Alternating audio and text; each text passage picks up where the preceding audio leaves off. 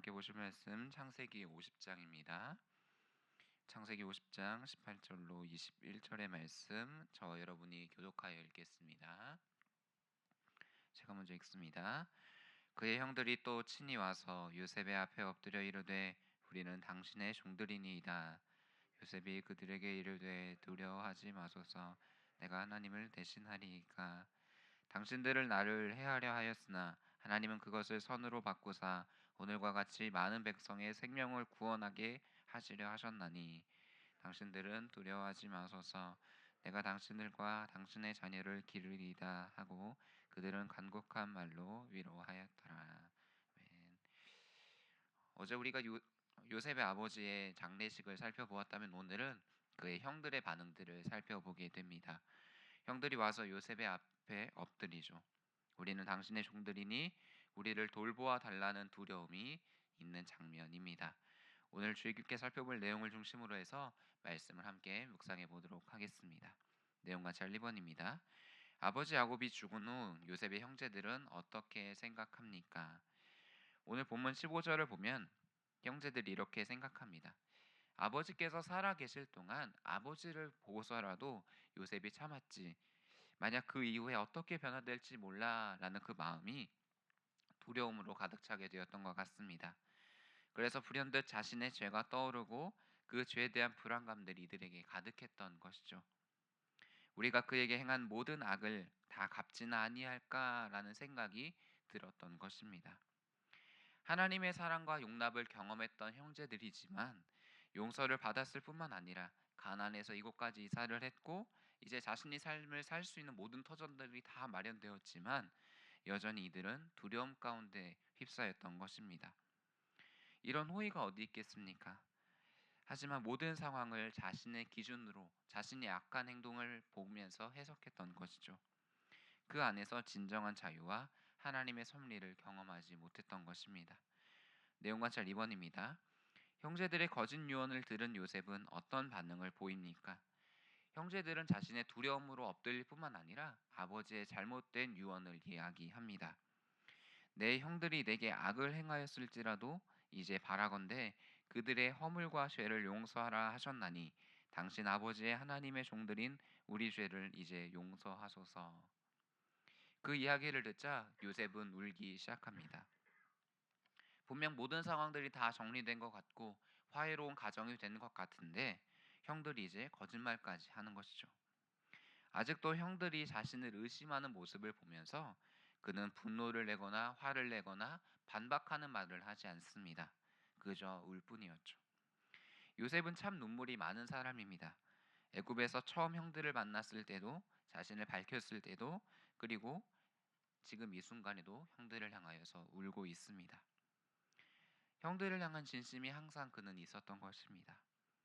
어떠한 말보다 눈물을 보임으로 자신의 진심을 형제들에게 보이고 있습니다. 영과 묵상으로 넘어가겠습니다. 요셉은 왜 형제들을 위로하며 자신이 그들과 자녀까지 돌보겠다고 말합니까? 21절은 참 감동적인 장면이 나타납니다. 요셉의 신앙적인 인격이 잘 담겨 있죠.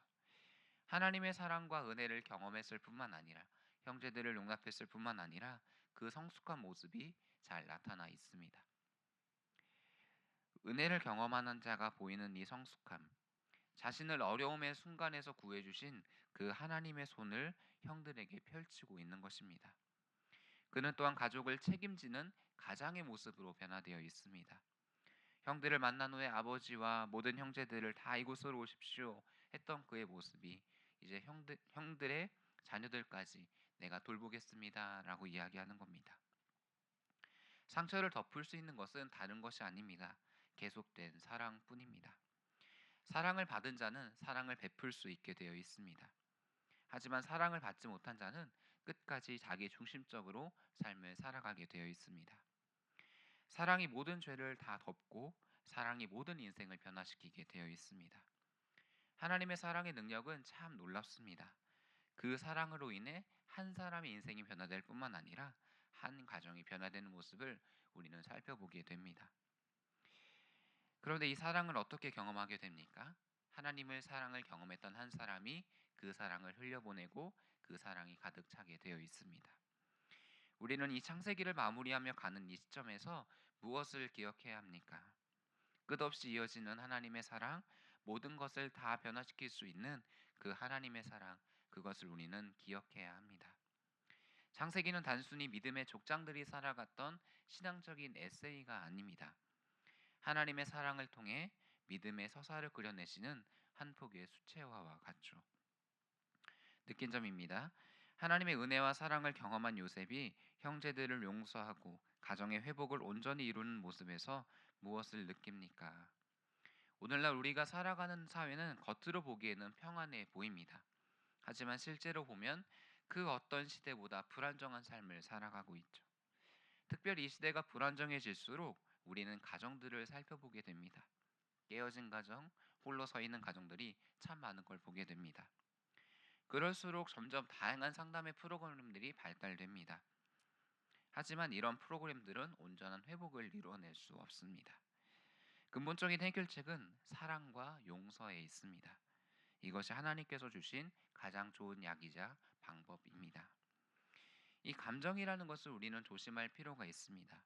감정은 내가 서운했던 말만 저 사람에게 해야지 라고 접근하지만 그보다 더 많은 것들을 쏟아낼 때가 있습니다. 과거에 있던 일, 그리고 다른 사람은 그렇게 하지 않았는데 왜 너는 그렇게 하니? 라고 묻고 따지기도 하죠. 그렇다면 우리가 선택해야 할 것은 무엇입니까? 바로 인내와 기다림입니다. 이것이 하나님께서 우리에게 베풀어 주신 사랑의 방법입니다. 하나님께서는 우리를 끝까지 기다려 주셨고 하나님은 우리를 끝까지 용납하여 주셨습니다. 이런 상황을 경험한 사람은 다른 사람의 연약함을 끝까지 기다리게 되어 있습니다. 우리는 늘 이 하나님의 사랑을 구해야 하는 것입니다.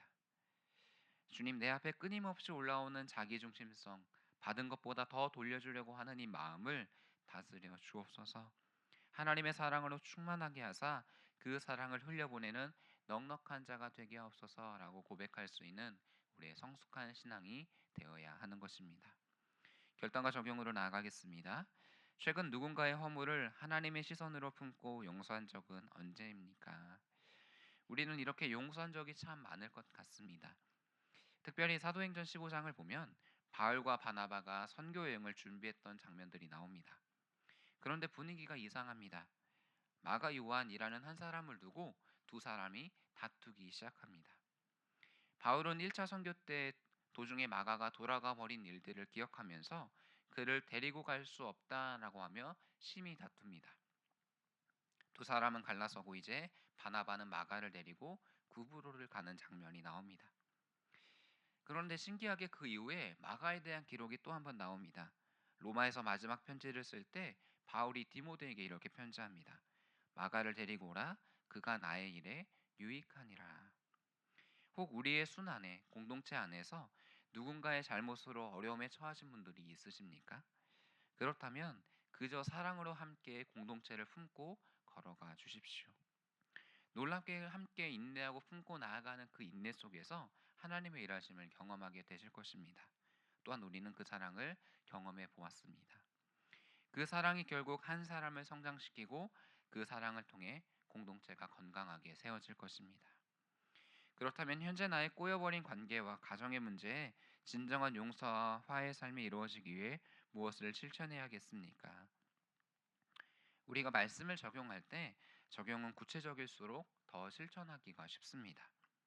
특별히 오늘을 살아가며 사랑하고자 하는 한 사람의 이름을 여러분들의 그 큐티책에 한번 적어 보십시오.